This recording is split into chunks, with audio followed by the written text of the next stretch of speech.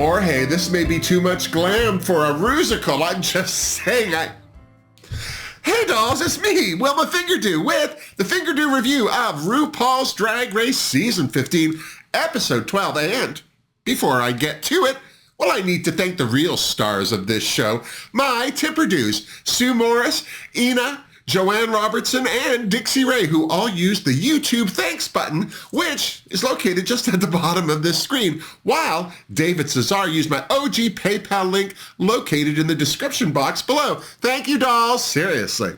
I also need to welcome a new princess to the Fingerdoo family on Patreon, the amazing Kent Tischer. Cooey Kent!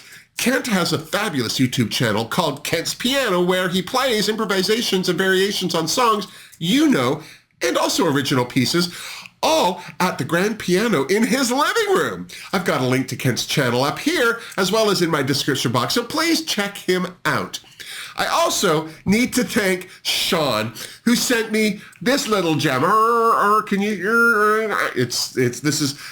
This is a light up magnifying glass so I can read the names on the palettes, because apparently Sean is tired of watching me squint, or I'm old, or one of the two things. But I have to say, I've already used this today, and thank you, Sean. This is a real treat.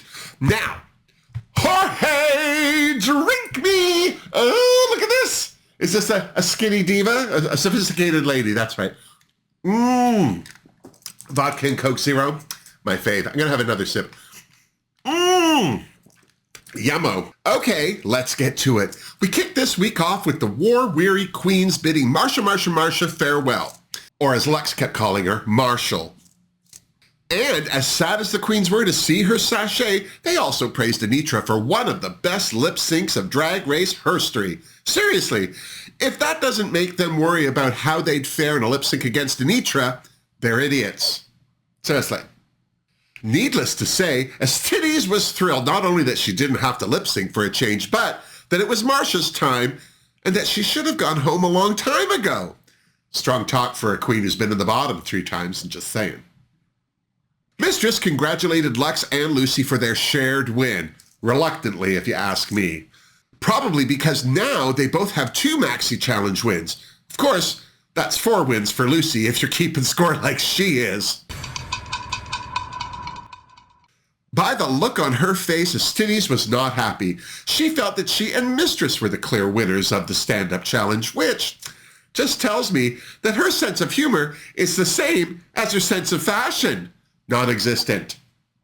Sasha was definitely feeling a certain way after almost being in the bottom for the first time this season, and just proved to her that you can't get too comfortable in a competition. For Lux, it gave her hope that her charisma, uniqueness, nerve, and talent would help her snatch that crown. It's nice to see her throw off that shroud of humility. I think it's been holding her back. The next day in the workroom, Ru announced that this week's Maxi Challenge was the Rusical. Poor Marsha. She was that close to her dream challenge. Here's to Miss Cubed. Just saying. The name of the Rusical was a play on Footloose, Wigloose, set in the 80s in a small town where drag has been outlawed. Who'd have thought when they filmed this a year ago that this Rusical theme would become such a reality? That said, I want to send a shout out to all our brothers and sisters in Tennessee who are battling this nightmare right now. I also want to thank our ally, Jon Stewart, for leading the charge against the Republican hypocrisy. If you haven't seen Jon confront Oklahoma Senator Nathan Dahm on this subject, I'll put a link here and in the description box down below. Seriously, it's fantastic. Back to art imitating life, Ru left the casting of this Rusical up to the queens, which is never boring. And so they immediately got to it by listening to the songs and reading the character descriptions. The cast included the lead character, Heaven Bacon, a teenage drag queen, her mother, Mama Bacon, the protagonist, Preacher Teacher, and her partner, Carl. As one would expect from a bunch of egotistical queens casting themselves in a show, there was some drama. I know it's shocking. Of course, Lucy and Lux both wanted to play the lead character, Heaven. See? Shocking. But as Lux and Lucy argued over who would be best suited for the role, Mistress stirred Lucy's pot by pointing out that she only wanted the role of Heaven because it was the lead. Proof that now that they were down to 6 queens, Mistress was ending her congenial era. In her defense, she never said it was a long era. Clearly, I must have blinked. What's ironic about Mistress's read is that if Heaven weren't the lead role, I don't think Lux would have wanted it either. So why is Lucy getting all the heat? Also, why was Lucy letting Mistress bother her so much? Have we learned nothing from whining queens who fought to get their way? It's never a happy ending, seriously. Regardless, as Lux and Lucy argued, Titty snapped up Lux's second choice, Christian, while Sasha nabbed Carl for herself. The only other speed bump where casting was concerned was that both Mistress and Anitra wanted to play the villain preacher-teacher, but since Anitra had a second choice, Mama Bacon, Mistress pushed that option on her so that she could keep the role she wanted, the villain, which is always the best role next to the lead. Because she's not stupid and had no interest in arguing with Mistress, Anitra thought playing Mama Bacon would actually work in her favor. Now that's how you roll with the punches. Speaking of punches, Mistress is starting to wear out her welcome, if you ask me. I get it. Playing head games with the other contestants is a pageant queen tactic to throw the competition off their game, but when she gets involved in arguments that have nothing to do with her, it just makes her look like a bully. And it triggers me. It also seemed to trigger Lucy, who started arguing with Mistress when it was Lux she should have been debating. Regardless, Lucy acquiesced and took Tuck. But after all that conflict, Lux acquiesced and let Lucy have Heaven because she didn't need to be the lead. It's very big of her. So Lucy got her way in the end while Lux took back her second choice from Titties, which left Titties with Tuck. Everyone seemed relieved that the drama was over. For now. Just saying. As the queens got to work memorizing their lines, Ru popped by for a visit. First up was Sasha, who talked about how the theme of the Rusical hit home with her. She was raised in a closed-minded society that told her that her sin of being transgendered was bigger than other people's sins. Well, Sasha talked about how her mother worried about her not being in heaven with the rest of the family. It broke my heart. Ru also asked Sasha why she picked the role of Carl. Sasha said it was because the character of Carl was goofy and unexpected, but mostly because she got to be married to Mistress. I don't see it. While this was going on, Lucy asked Titties if she was being too much during Heaven Gate. I thought Titties handled this very well. Regardless of her own opinion, she pointed out how sensitive Lucy was and that Mistress and Lux knew they were getting to her. That's why they were pushing her buttons. Lucy admitted that their laughing at her was triggering how she was picked on in high school and that she just needed to focus on herself. Back to Ru. Her next visit was with Anitra, who told Ru she picked the role of Mama Bacon because, well, she related to her line about how drag saved her life. Anitra was a closeted athlete training for the Olympics when she went to her first drag con in baby drag, and how normal she felt there. It was clearly an emotional moment for Anitra that Ru brought home when she told Anitra that she was born to do drag. I feel a Gaga song coming on. Titties was next on Ru's dance card. She said the role of Tuck resonated with her because she could relate to not fitting in anywhere. Ru pointed out that she does fit in because, well, she made it to top 6, and that she has to let herself shine because she was born to. We were all born superstars. Then it was time to rehearse with Miguel Zarate. Now there's a man who could teach me a move or two, I'm just saying. Lucy was up first, and her secret weapon was that she picks up choreo fast. Well, that may be so, but as far as the mood of her moves were concerned, they seemed to get left by the side of the runway. Or as Sasha put it, a little too white. Anitra was next, and Miguel started by asking her to freestyle. Of course, she killed it, but when it came time to learn actual choreography, she looked like she was hurting her brain. I know watching her hurt my brain, bless. Lux was next. She did well, but to live the full fantasy, she ditched her fun fur coat, which was hilarious because Mistress immediately pointed out that it still had the security tag on it. Of course, Lux blamed the salesperson. I know I would. Titties was excited for her choreo because she's trained in musical theater. But then she found out her character was a country bumpkin and her choreo was going to have a country theme. Apparently she'd had her fill of country themes during the girl group challenge. I know I did. Mistress's gracious era was obviously over because during her session, she choreographed the choreographer by telling Miguel how things were going to go. Clearly taking direction is a weak spot for our Mistress Brooks. As the queens got ready for the runway, they talked about the real-life Wigloose that was going on in America with the protesting of drag story hours. Sasha made a great point about how the protesters are worried about drag queens forcing their gay agenda on children, while it's okay for them to force their straight agenda on them. Dressing girls in princess dresses and teasing little boys about who their girlfriends are. It's an excellent point. Think about it. And then it was time for the runway. Ru looked gorgeous in her pink and orange mini. Michelle looked ravishing in red. Ross was rocking a zebra blouse complete with kitten bow, and joining them on the judges panel this week, country music trailblazer Orville Peck, making masks look sexy like they ever weren't. First, Wigloose. I have to say, I was pleasantly surprised with how good this was.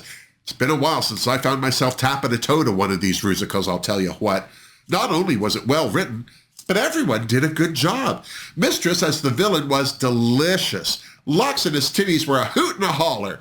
And Lucy did a good job as Heaven, although I will say, I did feel like there was something ingenuous about her performance, like she was too Broadway. Just me? The two standout roles were definitely Sasha as Carl. Her transformation from meek house husband to fierce drag queen was fabulous. But Anitra's performance as Mama Bacon was brilliant. She actually got me feeling misty. No, I'm okay. Still, whether the queen's roles were big or small, everyone killed it. There wasn't a weak link in my opinion. For me, the deciding factor was going to have to be their runway looks. Pray for us titties is all I'm saying. Speaking of the runway category is everybody say glove. Lucy was up first and meh. Not only was that look underwhelming, I hated that wig with it. Why not a green one? Why not something more aquatic than Aquanet? See what I did there? That wig had nothing to do with her outfit, so I had to give her a finger don't. Seriously. Anitra's blue rave realness was okay, but it didn't say gloves to me either. Still, I liked it more than Lucy, so I gave her a finger do, I'm just saying. Mistress's yellow fantasy was breathtaking. Still, with that wrap, it said shoulders to me more than it said gloves, but I still gave her a finger do. Seriously, it's just stunning. Lux's look was interesting. I got that it was a play on gloves, but still, all it said to me was casts. The best part of that outfit was definitely the pants. Still, she looked good, so I gave her a finger do for effort, just saying. Titties was the only one who I think did this runway proud. If this look wasn't about the gloves, then, well, nothing was. They were so fantastic, they distracted me from that horrible leotard, so I gave her a finger do. Seriously. I didn't like Sasha's look at first because there were no gloves on it, but then I got that it was made out of baseball gloves, and, well, I just fell in love with it. Finger do for Sasha, seriously. And then it was time for the judges' critiques. I have to agree with Ross. This was a fabulous Rusical, and the judges agreed, which is why everyone got rave reviews, although Michelle didn't seem to love Lucy's runway. She liked it. She didn't love it. Ross admitted that he wished his titties leotard was black so that her oversized gloves stood out more. Any more, and she'd have been swatting planes off the Empire State Building with them, if you ask me, seriously. Speaking of his titties, she touched my heart when she got emotional when she shared how weird it was for her to perform as herself and not in drag. Clearly it's not a regular gig for her, bless. Ru brought up Heaven Gate with Lux, who said that, well, she let Lucy have the part. I loved how all the judges' eyes cut to Lucy as Lucy stared down Lux. This is going to go over well in Untucked, seriously. The clear standouts were Anitra's portrayal of Mama Bacon. She did such a good job that Michelle admitted that her performance would stay with her for a very long time. So what are we talking, middle of next week? Mistress made Ross root for the hateful church lady villain she did so well, and Orville gasped over her runway. Speaking of Orville, he loved Sasha's onstage transformation into her green dress almost as much as he loved her runway look. while Ross thought it was very smart that she picked the role of Carl. Sasha wanted to show a trans woman who wasn't afraid to go for the laughs, and the character reminded her of her dad. Then Ru asked the queens the dreaded question, who should go home?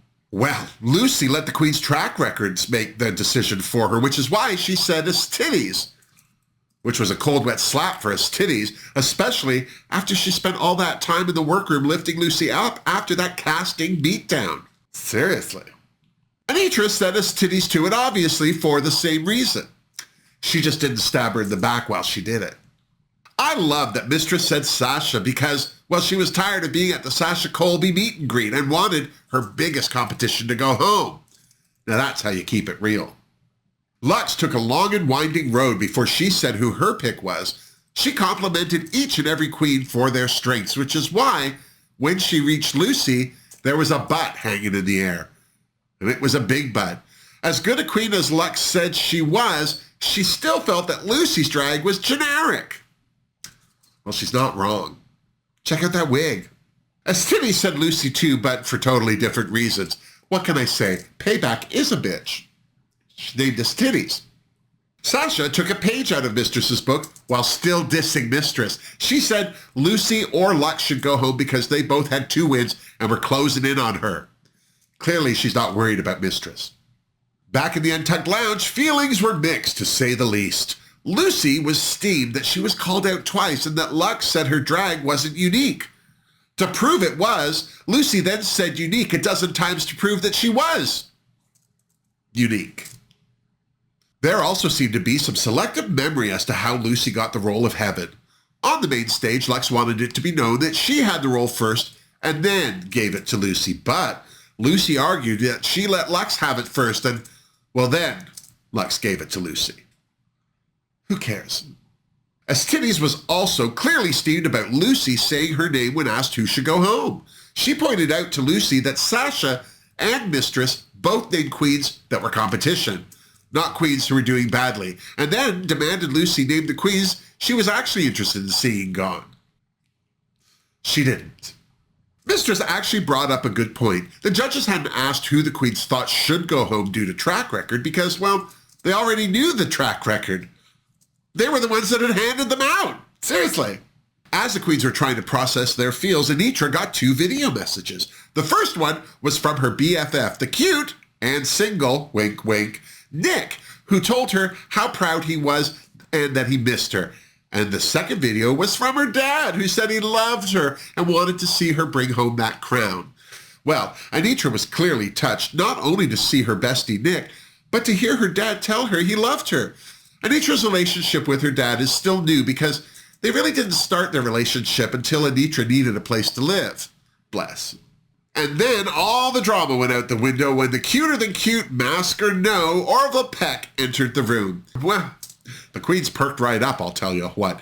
I liked how Orville said he not only hoped that they were proud of the work they did, but that they were proud of themselves. Orville talked about dealing with imposter syndrome and owning your place in the world.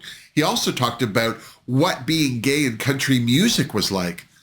I thought that it was great that he said acknowledging boundaries feeds into them and that he's just authentic and true to himself and ignores the noise. And then, because, well, Jason broke it up, the queens spent the rest of Untucked just trying to dry out their panties. Like they wear panties. Back on the main stage, Ru announced that this week's winner was Anitra, and rightly so. That's 2 wins for Anitra. Now Sasha has 3 queens to watch out for. That left Lucy and his Titties in the bottom. They had to lip sync to Kate Bush's Running Up That Hill.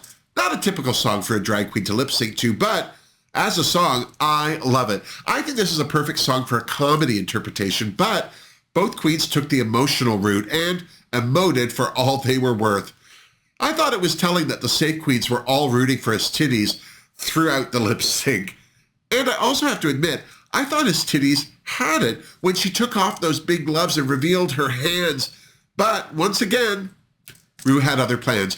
It was Lucy who shantaed, and it was his Titties who sashayed away. Well, it was her 4th time lip syncing. So, we're down to the top 5 queens. What do you think? Were the right queens in the bottom? Did the right queen win the lip sync? This episode was a hard one to call, but I do agree that Lucy doesn't seem to sparkle as naturally as the other queens. If she lands in the bottom again, could she be the one to sashay next? All we can do is tune into RuPaul's Drag Race next week to see how it all plays out. And when you're done, you come on back and see me so you and I can compare notes. Now, before you go, I'd love you to support my channel by giving this video a thumbs up if you liked it and subscribing to my channel if you haven't. And if you'd like to go that extra step, there are links to leaving a tip or do, getting your own Wilma merch from my Redbubble store, or joining the Fingerdoo family on Patreon in the description box down below, as well as the YouTube thank you button that's just below this screen. Thanks so much for tuning in, dolls, and until next time, miss me! Mwah! Seriously, ooh, I love some Coke Zero. I just feel so badly for Lucy. She is just trying too hard. It's affecting her likability. That's the hard thing with competitions. You never know. You never know how you're going to be under all that pressure. I did really think Titties did that lip sync better than Lucy. I don't know. The other option, I don't know. I know they don't want to send Lucy home because, well, she has 2 wins and is one of the top queens just for sheer polish, but I think it would have made for some interesting television if Titties had sent her home. Oh, that would have just, maybe that's why they didn't let Titties win. They would have created a monster. Lucy from the Black Lagoon of Hate. Not strong enough for that, I'll tell you what.